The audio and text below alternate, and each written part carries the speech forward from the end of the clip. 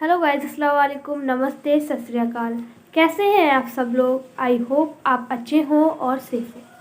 आज मैं एक नई वीडियो के साथ आई हूँ। आज मैं जिस वीडियो पर रिएक्शन दूंगी उस वीडियो का टाइटल है China is destroying Pakistan economy with free trade. तो चलिए स्टार्ट करते हैं वीडियो को।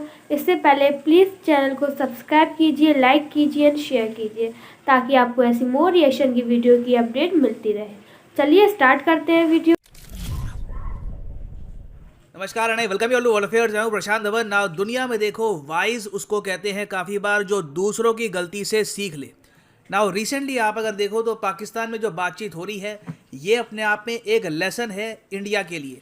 पाकिस्तान में आज के समय डिस्कस किया जा रहा है कि जो फ्री ट्रेड एग्रीमेंट पाकिस्तान ने साइन कर लिया था चाइना के साथ, शायद ये पाकिस्तान की इकोनॉमी को बर्बाद कर रहा है। और ये एक्चुअली एक लेसन है इंडिया के लिए भी कि जिस तरीके से रिसेंटली हमने RCEP जो अपने आप में एक फ्री ट्रेड एग्रीमेंट था जिसमें चाइना भी इन्वॉल्व था, उससे हमने खुद को पुल आउट कर लिया था।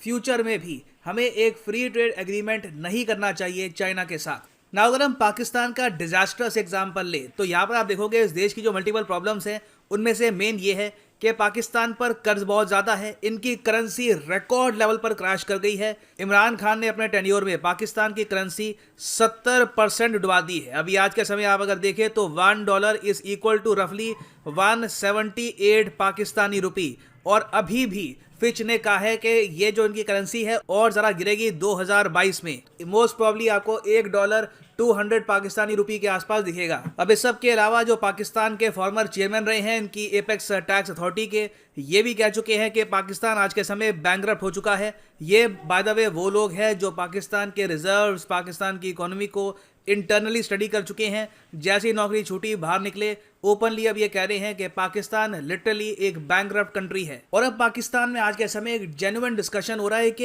ये लोग इस स्थिति में आ कैसे गए।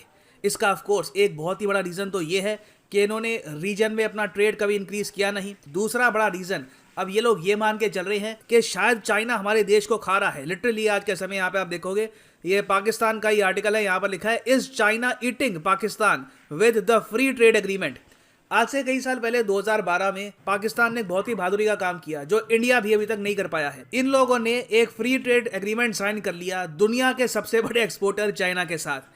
इसके पीछे क्या लॉजिक था मुझे पता नहीं। आई मीन ज़्यादातर आप एक्सपेक्ट करते हो कि मैं समझाऊंगा कि इन्होंने उस वक्त क्या सोचा था, मगर ये एक बहुत ही फूलिश डिसीजन था, नहीं करना चाहिए था। हम लोग भी नहीं करते, बट पाकिस्तान ने उस वक्त 2012 में सोचा कि परहैप्स ये करना एक अच्छा आइडिया होगा। मोस्ट प्रॉब्ली अगर मैं यहाँ पे सोच के देखूँ तो चाइना का भी प्रेशर रहा होगा। इन्होंने कहा होगा कि हम जो चाइना पाकिस्तान इकोनॉमिक कॉरिडोर है उसके अंडर आपके देश में जो इन्वेस्टमेंट्स लेके आ रहे हैं उसके बदले में एक फ्री ट्रेड एग्रीमेंट भी साइन करो, जो चाइनीज़ कंपनीज हैं उनको अनलिमिटेड एक्सेस दो अपनी मार्केट का।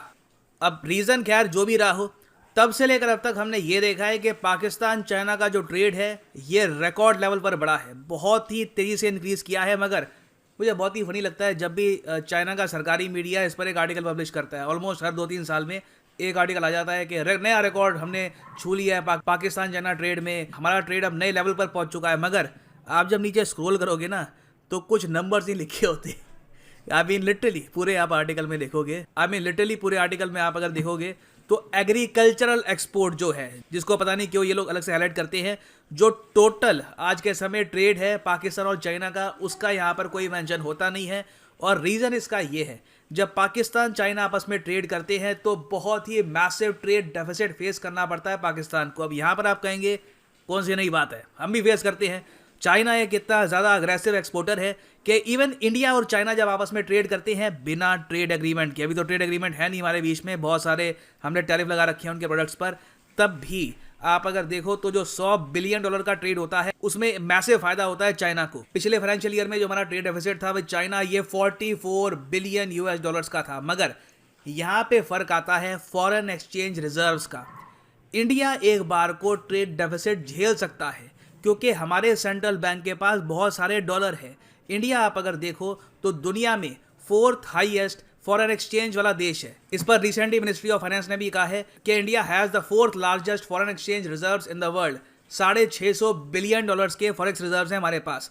वेरस पाकिस्तान को आप अगर देखो तो रफली इनके जो फॉरेक्स रिजर्व है झूलते रहते हैं, कभी 15 बिलियन डॉलर्स, कभी 20-22 बिलियन डॉलर्स, उसमें भी बहुत सारा पैसा जो फॉरेन एक्सचेंज के नाम पे ये काउंट करते हैं, ये एक्चुअली उधार का पैसा है फ्रॉम दी OIC कंट्रीज, जो ऑर्गेनाइजेशन ऑफ इस्लामिक कोऑपरेशन की कंट्रीज हैं। वो काफ़ी बार थोड़ा बहुत लोन देती है पाकिस्तान को ताकि इनकी इकोनॉमी थोड़ी बहुत फ्लोटिंग रहे। तो इंडिया एक बार को जो ट्रेड डेफिसिट है चाइना के साथ ये झेल लेता है, पाकिस्तान नहीं झेल पाता क्योंकि इनके पास डॉलर्स है ही नहीं। और सिंस ये जब भी ट्रेड करते हैं चाइना के साथ, इनके बिलियंस ऑफ डॉलर्स, करीब 8 से लेकर 9 बिलियन डॉलर्स एनुअली चले जाते हैं चाइना में। इससे क्या हो रहा है कि इनका ट्रेड डेफिसिट और जरा बड़ा होता जा रहा है और इनका जो रुपी है ये लगातार और जरा क्रैश करता जा रहा है।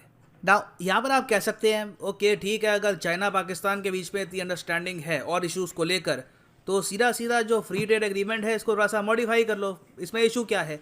देखो प्रॉब्लम यहाँ पर यह आती है कि ये फ्री ट्रेड एग्रीमेंट मॉडिफाई करना तो दूर की बात है, इसका सेकंड फेज आ रहा है। इसी को लेकर पाकिस्तान बहुत ज़्यादा नर्वस है कि चाइना कंप्लीटली डिस्ट्रॉय ना कर दे, खाना जाए इनकी इकोनॉमी को। क्योंकि जो पहला फेज था पाकिस्तान चाइना ने ये डिसाइड किया था 2005 में, जब फ्री ट्रेड एग्रीमेंट की बात सबसे पहले स्टार्ट हुई थी, इन्होंने ये डिसाइड किया कि 2012 में साइन करेंगे फेज़ 1, पहला फेज़ इस FTA का। उसके बाद जो दूसरा फेज़ है वो कंक्लूड करेंगे 2024 में। और उसके बाद दोनों कंट्रीज़ का टारगेट ये है कि इनका जो आपस में ट्रेड है ये 20 बिलियन US डॉलर्स तक होना चाहिए। पहुंच तो जाएगा ट्रेड, मगर फ़ायदा क्या है पाकिस्तान को जब इसमें से 13 बिलियन डॉलर जो है ये ट्रेड डेफिसिट बन के खड़ा हो जाए, ये पैसा डॉलर्स में पाकिस्तान से बाहर निकल रहा हो। तो अब इसलिए इनका जो मीडिया है, जो यहाँ पर इनके इकोनॉमिस्ट हैं, ये कह रहे हैं कि पाकिस्तान को कहीं ना कहीं जो डिफ़िकल्ट ये बातचीत है चाइना के साथ करनी होगी। ऑब्वियसली इसमें चाइना नाराज़ भी हो सकता है क्योंकि ऑलरेडी CPEC की जो प्रोग्रेस है बहुत स्लो चल रही है। इस बीच अब पाकिस्तान ये भी कहे कि जो अपना FTA है इसको मॉडिफाई करो, तो मोस्ट प्रॉब्ली इससे चाइना और पाकिस्तान के रिलेशंस में कुछ प्रॉब्लम्स आपको दिखेंगी। क्योंकि इन दी एंड देखो ट्रेड सबसे ऊपर होता है, इकोनॉमिक बेनिफिट्स सबसे ऊपर होते हैं। और कहीं ना कहीं अब पाकिस्तान ने यहाँ पर रियलाइज़ ये कर दिया है कि चाइना में देखो एक्सपोर्ट करके आप जीत नहीं सकते। इसकी सबसे बड़ी प्रॉब्लम यहाँ पर यह है कि चाइना की मार्केट में बहुत ज़्यादा कंपटीशन है। एक तो चाइना की खुद की कंपनीज हैं वो बहुत स्ट्रांग है, उसके अलावा चाइना ने बहुत से और फ्री ट्रेड एग्रीमेंट साइन कर रखे हैं कई देशों के साथ। जो RCEP है उसके अंदर आप अगर देखो तो आसियान, ऑस्ट्रेलिया, न्यूजीलैंड, कई और देश हैं, उनको ओपन एक्सेस है चाइनीज़ मार्केट का। तो जब पाकिस्तान के एक्सपोर्ट्स जाते हैं चाइना में तो उनको कम्पीट करना पड़ता है आसियान कंट्रीज़ के साथ, ऑस्ट्रेलिया के साथ, न्यूजीलैंड के साथ, वेरियस और कंट्रीज़ के साथ। तो ये काम ये लोग नहीं कर पाएंगे। तो जिस तरीके से इंडिया ने रिसेंटली एक इशू रेस किया है जापान के साथ, जो प्रॉब्लम पाकिस्तान फेस कर रहा है चाइना के साथ, कुछ हद तक जो सेम प्रॉब्लम है हम फेस कर रहे थे जापान के साथ, बहुत ही छोटे स्केल पर। और अगेन हमें ये भी भूलना नहीं चाहिए कि इंडिया का जो फॉरेक्स रिजर्व है ये भी काफ़ी स्ट्रांग है। मगर इंडिया और जापान ने जो फ्री ट्रेड एग्रीमेंट साइन किया था उसका बेनिफिट सिर्फ जापान को हो रहा था, इंडिया को बहुत कम बेनिफिट हो रहा था। तो इंडिया ने अब ओपनली कह दिया है कि बैलेंस ट्रेड के लिए जो फ्री ट्रेड एग्रीमेंट है इसमें कुछ बदलाव करने होंगे, चाहे जापान हमको जितना लोन देता हो, जितना बड़ा पार्टनर हो। इस इशू को लेकर इंडिया ने ओपनली ये जो बात है जापान के साथ रख दी है। और मोस्ट प्रॉब्ली आपको दिखेगा कि इन द फ्यूचर के जो फ्री ट्रेड एग्रीमेंट है जापान के साथ हमारा, उसमें कुछ बदलाव आपको दिखेंगे। तो अब देखना बहुत ही इंटरेस्टिंग होगा कि क्या इमरान खान ये FTA का इशू चाइना के सामने रेज करेंगे या फिर पाकिस्तानी बस इस पर आर्टिकल पब्लिश करते रहेंगे कि चाइना पाकिस्तान को खा रहा है। और फाइनली यहाँ पर मैं ये भी ऐड कर दूं कि अनअकैडमी के जो UPSC कोर्सेज हैं इनमें एनुअल प्राइस हाइक आने वाला है, इनके प्राइसेस बढ़ने वाले हैं 23 तारीख को।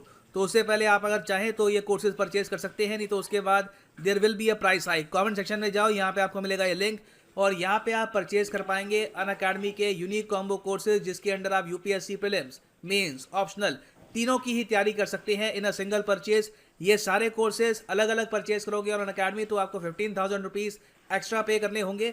तो अगर आप अभी एक कॉलेज स्टूडेंट हैं, आपके पास टाइम है, तो जो 24 महीने का कोर्स है ये भी आप कर सकते हैं परचेज। मगर जो प्राइसेस यहाँ पर लिखे हैं you do not have to pay these prices. Simply code use करो PD10 और यहाँ पे आपको मिलेगा 10% डिस्काउंट। और अगर आप आजकल में ये कोर्स परचेज करते हैं तो 3 मंथ्स आपको एक्स्ट्रा मिलेंगे इन योर सब्सक्रिप्शन। तो आपका जो टोटल यहाँ पे सब्सक्रिप्शन लेंथ होगी ये 24 महीने की नहीं होगी, ये होगी 27 महीने की। So use the code PD10 and save money. So इसी नोट के साथ ये है वीडियो का। Thank you for listening and as always God bless you all.